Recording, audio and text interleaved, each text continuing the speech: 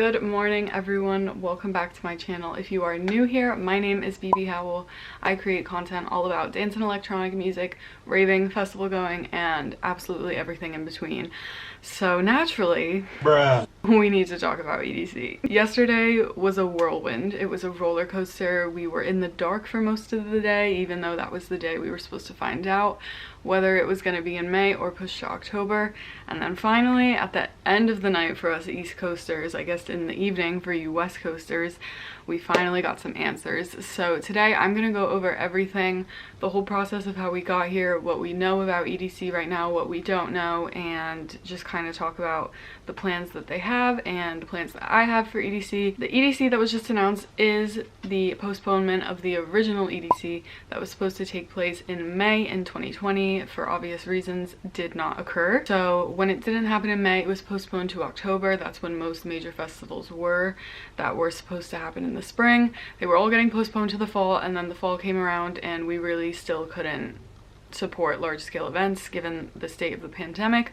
So then everything got postponed yet again. EDC was one of those. It got postponed to May, this May. Insomniac Events is the event production company that puts on EDC, and we didn't really hear a lot from them about the event as we were getting closer and closer. And I think by like March, at least for me, I was like, okay, are we gonna find out, or are we just gonna, because I don't know about you guys, but because we weren't hearing anything, me and my friends just assumed it was getting pushed to October, as many other events were doing again. We were like, there's no way EDC is happening in May. Like, it's one of the biggest festivals in the country. Like, there's no possibility. So I was getting ready for this bitch to be postponed to October. But then on March 25th, Pasquale Rotella, who, if you don't know, is the founder and CEO of Insomniac Events, finally posted something with a statement. I won't read all of it because it's lengthy, but we can look at it together and just point out the things that are most important. He said, for our May dates, we've submitted a robust safety plan that is currently under review by Nevada officials. I will let you know the final decision by April 8th or sooner. If our plan is approved, we will move forward with the May 21st to 23rd dates, and if not, EDC will be moved to October.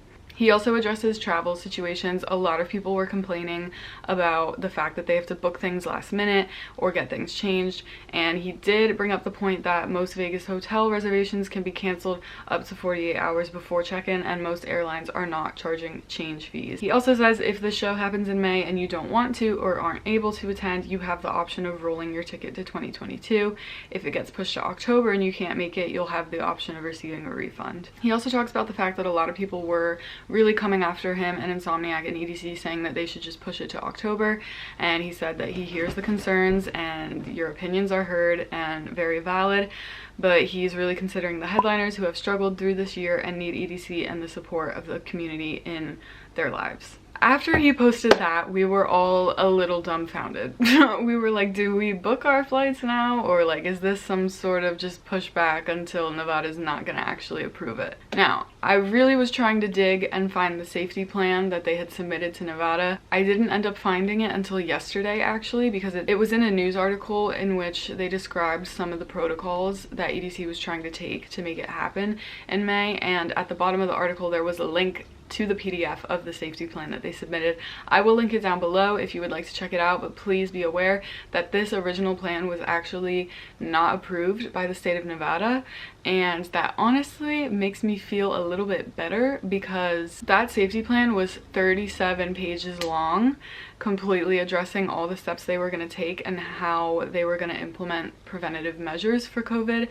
And the fact that that shit was not approved and they now have a revised one that thus has to be even more robust makes me feel a lot better about this event happening in May. Again, I will have that PDF linked down below if you would like to check it out. Some of the strategies they were looking at were COVID sniffing dogs, because there's been a ton of research studies on that. You have to be fully vaccinated and prove that you have a negative COVID test before you enter the event. There's also a lot of other measures, like masks are going to be mandated. There's just a lot to cover. I'm not going to go through the detail of every 37 pages, so definitely check it out. So after Pasquale posted that and time kind of went on and we were getting closer and closer to April 8th, we were all very on edge. We really didn't know what was going to happen. I was going back and forth. Part of me was like, I think they could pull it off in May, but I didn't see the state approving it. That was what I thought was going to hold them back. And then April 8th rolled around, aka yesterday. At this point, I really just kind of felt like they were gonna push it to October, and I was waiting just for a nice little infographic that was like, here are the new dates, here's what to do about your tickets, like cool, bye, we're not happening in May. But then Pasquale posted this. So it just said 3 ... and then some emojis. And of course, immediately I was like, okay, this is a countdown of some sorts. But I was like, if this is a 3-day countdown, like we're finding out in 3 days, like I don't have the mental capacity for that. Like I've been waiting this long, like I can't do it anymore. Like please just tell me. And then of course, about a half hour later, he posted one saying 2, and then a half hour later-ish, he posted another one saying 1. At this point, I kind of knew it was in May, because who the fuck would roll out that marketing strategy just to say that it was postponed? So, and then of course, he finally posted this long post with a promo video. Again, a lengthy caption, but let's pick out the highlights. I'm happy to announce we're on our way to being able to celebrate in person. Book your flights, hotels, and shuttles. EDC Las Vegas is on for May 21st, 22nd, and 23rd. We are moving forward as planned, and we'll be working closely with local and state officials to make the show as safe as possible. You can expect the full EDC experience with no details spared, from the festival grounds to the music, stages, art, performers, artists, and fireworks. More details on safety protocols and the lineup will be shared soon. If you're unable to attend, no worries, but you'll be missed. You can go to the link in Pasquale's bio to transfer your ticket to 2022. So there's a lot to unpack here. I know, I'm glad that he said the part about having the full experience, because a lot of people were saying they want to transfer their ticket over for that reason, because they didn't think that we were going to get the full lineup because of international travel and all this stuff. But Pasquale actually did address this in another comment in response to a question that someone left on one of his posts, saying, what about the international artists?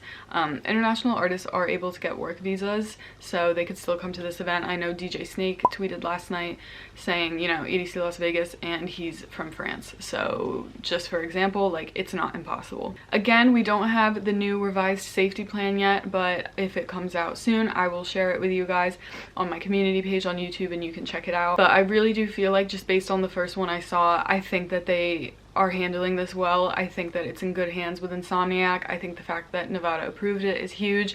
Am I going to EDC in May?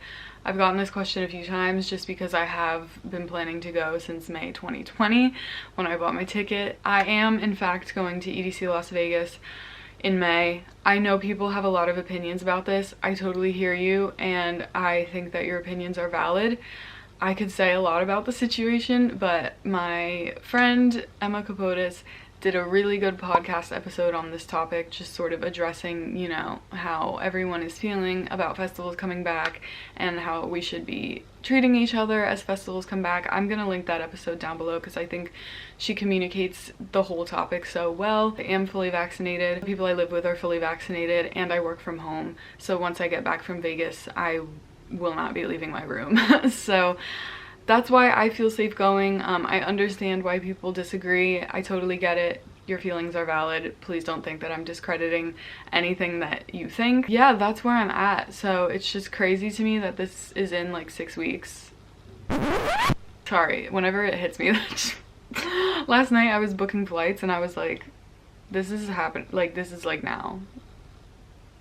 Cool. We should find out more within hopefully the next few days about lineup and safety plan. You have until April 15th to roll over your ticket if you do not want to go in 2021. And for everyone that is going, perhaps we will run into each other. If you guys have any more questions about the situation, drop them down below. I could try and leave some answers for you. I'm sure we'll be getting a lot more information in the coming days. So stay tuned, and I hope you guys enjoyed this. Subscribe if you're not. I'm going to be having tons and tons of EDC content, obviously. So be sure to stay in touch, and I will see you guys in my next video. Bye guys.